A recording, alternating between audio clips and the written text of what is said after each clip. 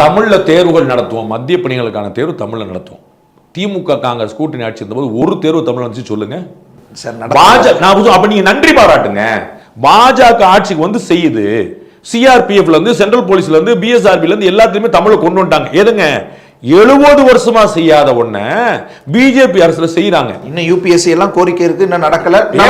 65 வருஷமா ஆட்சியில் உட்கார்ந்துட்டு நீங்க வந்து கோரிக்கையாவே வச்சிருப்பீங்க. ஒருத்தர் ஒன்னொன்னா செஞ்சுட்டு வர அவனை கண்டுக்க மாட்டேன்பீங்க. அவன் செஞ்சுட்டு இருக்கிறதா நீங்க உங்க தேர்தல் அறிக்கையா சொல்வீங்களா? அண்ணன் வெங்கடேசன் கடிதம் எழுதும்போது பார்க்கலையா? தேவேந்திரன் கேள்வி கேட்கும்போது பார்க்கலையா? தேர்தல் அறிக்கை எழுதும்போது பார்க்க வேண்டாமா? அவங்களுக்கு கொடுத்தாதா? ஐயோ நம்ம ஹிந்தியில இருந்து தமிழுக்கு சொல்றோமே, இதுக்கு முன்னாடி எப்பயா இருந்துக்கா? 2014 முன்னாடி ஒரு தேர்வா தமிழ்ல இருந்துக்கா?